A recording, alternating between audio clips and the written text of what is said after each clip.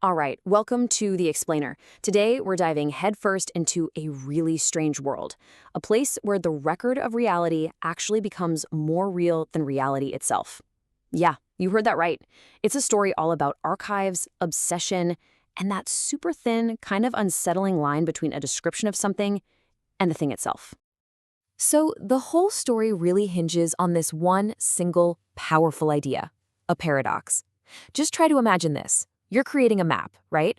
But your map becomes so detailed, so incredibly all-encompassing, that it actually becomes bigger, more important even, than the place it was supposed to map out. That's exactly where we're starting. Okay, so let's meet our main guy, Ivor Selvin. He's got what sounds like a pretty straightforward, rational job inside a very unusual library. See, Ivor's an indexer. His whole life is about creating order out of chaos. The only problem? The chaos he's up against is on a whole other level.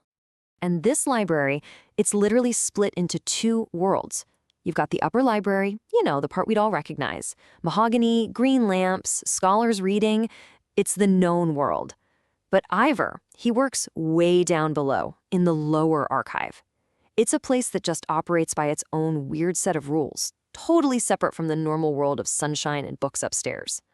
And his job? Oh, it's huge.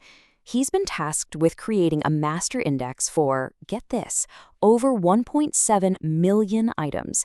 And we're not just talking about regular books, we're talking letters, old deeds, forgotten manuscripts, and stuff that's so bizarre you can't even classify it.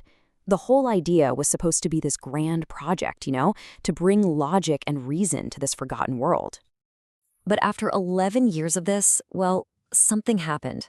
The project totally spiraled into an obsession.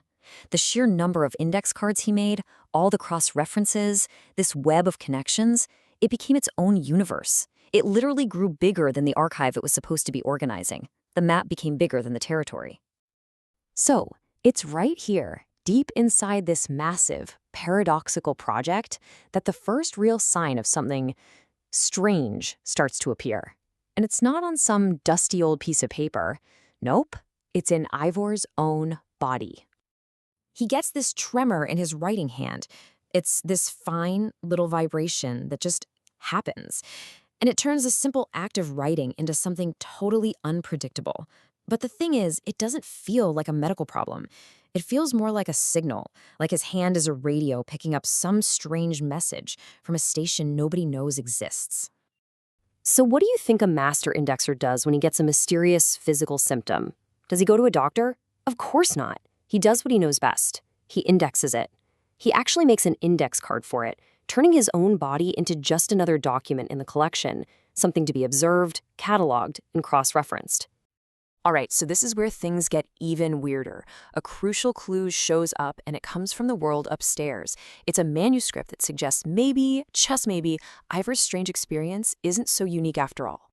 He starts going through the papers of a retired optics professor, a guy named Emmerich Valdrada. Now, this professor spent his entire life studying how light behaves, especially at boundaries and thresholds.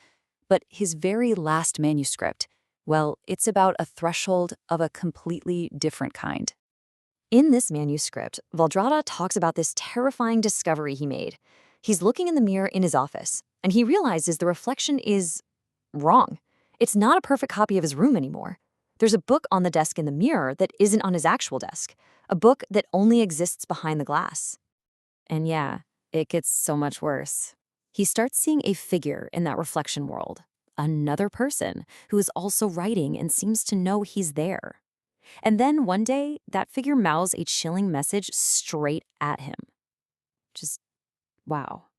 Okay, so this clue from the professor sends Ivor deeper into the heart of the archive's whole mystery. We're going down to the third sub-basement, a place they just call the silt. Down in the silt, any logic you think you know just goes out the window. Documents aren't filed by name or date. No, they're filed under things like provisional grief or vertigo textual. I mean, look at this. A list of unanswerable questions is filed under the color of tin under certain kinds of rain. This isn't just a weird filing system. It's a totally different reality. And the place itself is physically unstable. Ivor starts documenting all these anomalies. There's a constant disembodied heartbeat in the walls. Corridors actually change length between visits. And then there's the most unsettling thing of all. He finds an index card, in his own handwriting, that he knows for a fact he never wrote.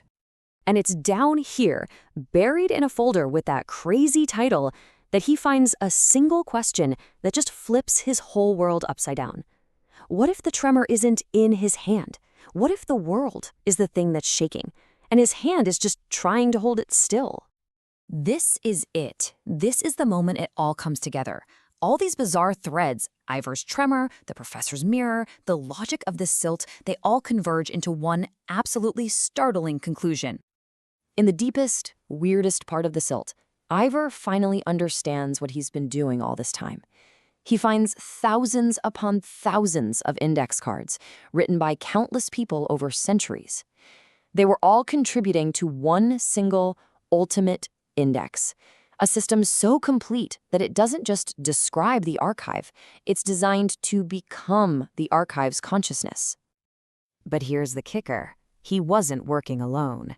His quiet colleague Vera, a woman he'd barely spoken to in 11 years, she was building her own parallel index the entire time.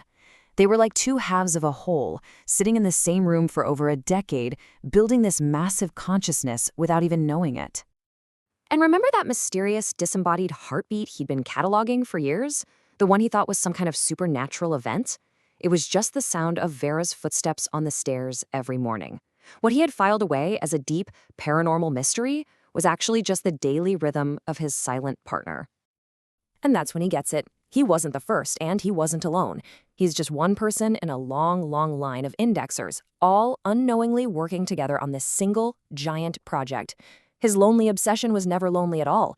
It was a collaboration across time, all for one purpose: to help the archive wake up. So that's the ultimate takeaway here. In this strange world, the act of observing and recording reality, if you take it far enough, it doesn't just describe what's there, it actually replaces it. The record becomes the being. And that really leaves us with a final, pretty mind-bending thought, doesn't it? If the story we tell about something can literally become that thing, then what does that say about the stories we're all telling right now? About our world, about our past, about ourselves? What kind of reality are we, you and I, indexing into existence every single day?